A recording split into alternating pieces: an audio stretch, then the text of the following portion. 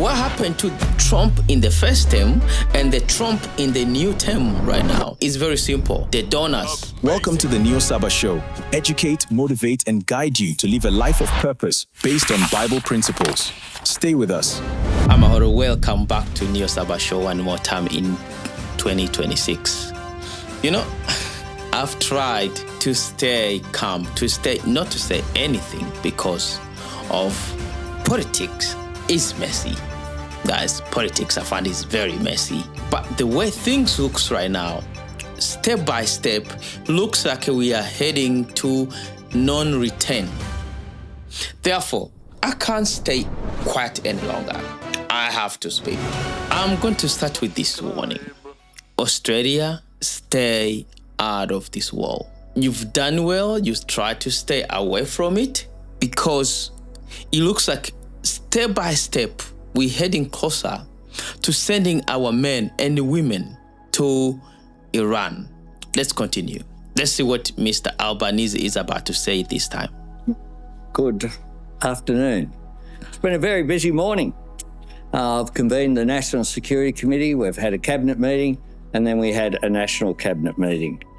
And while Australia's fuel supply outlook remains secure in the near term, we need to be very clear as well with Australians that the longer this war goes on, the worse the impacts will be. And I and the government understand that people are really worried, but we have a plan to get through this. We understand the cost pressures for people are very real as the impact of the war on the other side of the world plays out right here. We're acting now to be over-prepared, to prepare and to shield Australians from the worst of the impacts. And today we have three announcements. The first is the National Fuel Security Plan that we have adopted at the National Cabinet today.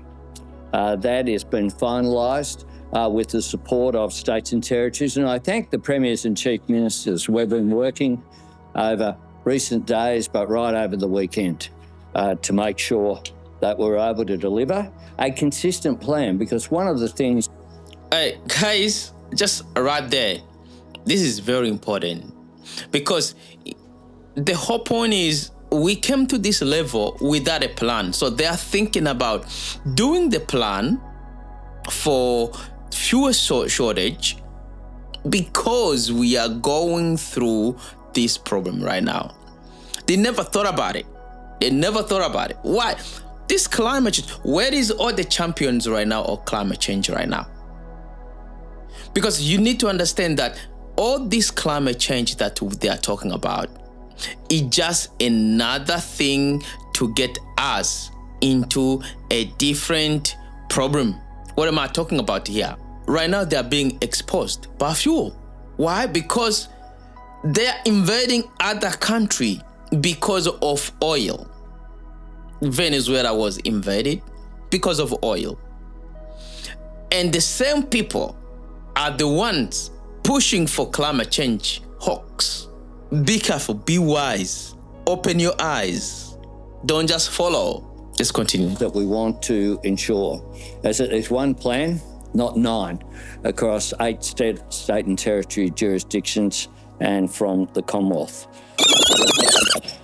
Today, we're announcing the Commonwealth Government will halve the fuel excise on petrol and diesel for 3 months. The halving of the fuel excise will reduce the cost of fuel by 26.3 cents per litre.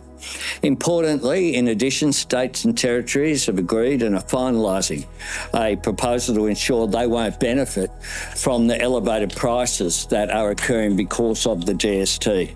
This is a reason for why we did this through the National Cabinet process rather than just going out there and making announcements without that necessarily being thought through appropriately.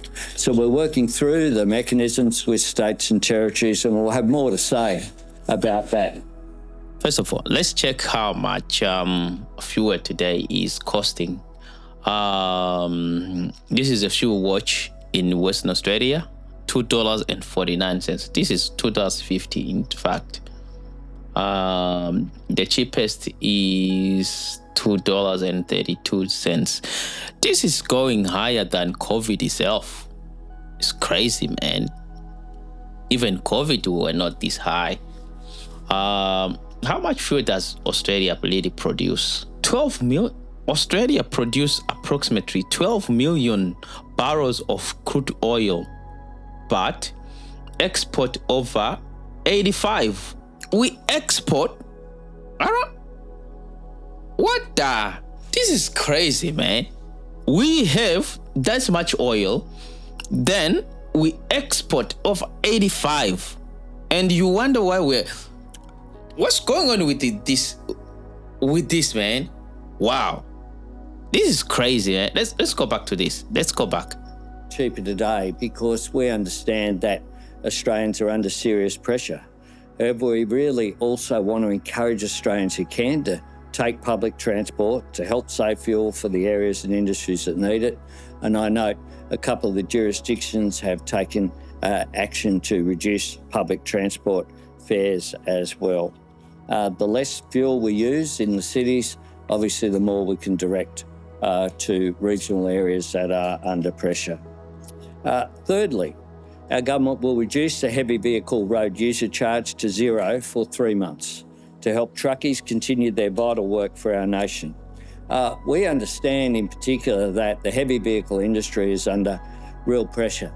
For many trucking companies that are small, they rely upon a cash flow which is under pressure because they pay for their fuel and then they get paid down the track in 30, 60 or 90 days, depending upon the contractual arrangements that they have.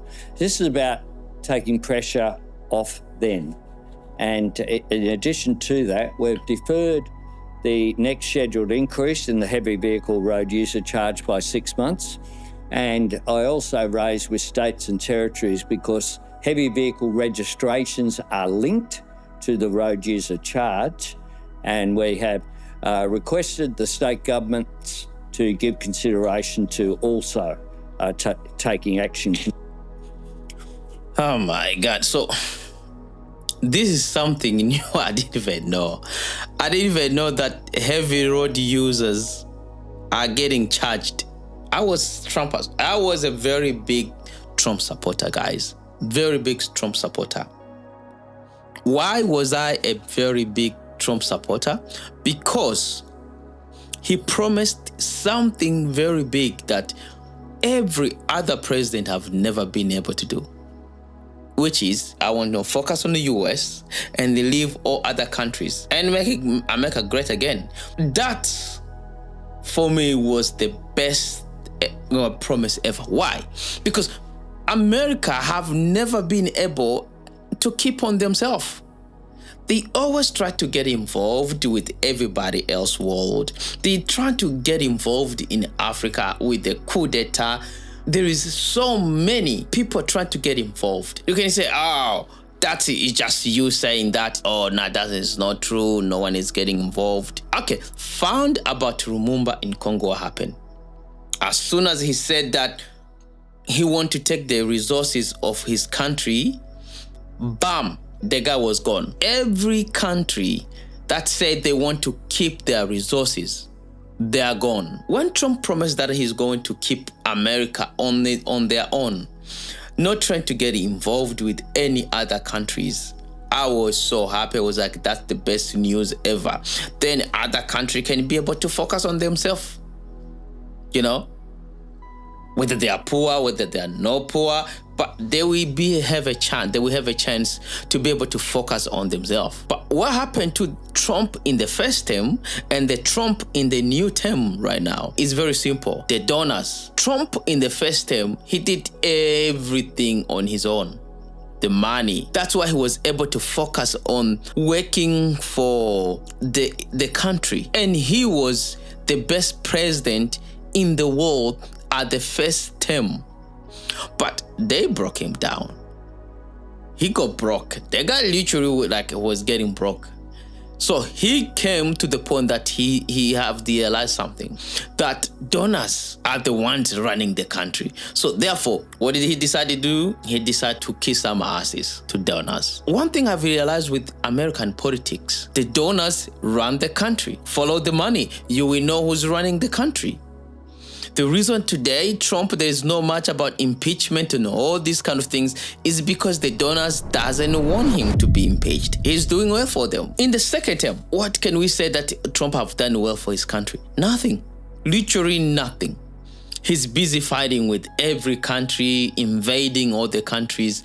This is something I want you guys to understand. Your sons and daughters are fighting the wars of the donors. And those donors do not have the best interest for the country. And as we are finding out, America goes around and do these kind of things, the whole world suffered. We need to learn from this and say, nah, this is getting too much. This is getting too much. I believe that even right now, those donors right now, they are realizing something they didn't know, that there is a price to pay. But you know what? I don't think they even care. Let's see what's going on today. Let's see what's going on with the news right now. Iran has once again struck Israel's Haifa oil refinery. The Israeli television channels report an impact at an oil refinery in the northern city of Haifa. This, remember, came shortly after the Israeli military said that it detected new incoming missiles from Iran. Take a look at these visuals, which show the moment of explosion at the Haifa refinery.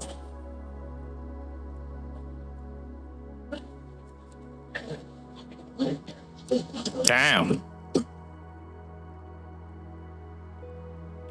Israeli reports, however, did not say what has caused the impact, though the incident came soon after the military said that it had detected a fresh salvo of missiles fired from the Iranian side. The CCTV shows a column of smoke rising over the oil refinery area in the northern Israeli city of Haifa. Great is running this world. Yes. Thank you very much, guys. And have a fantastic day.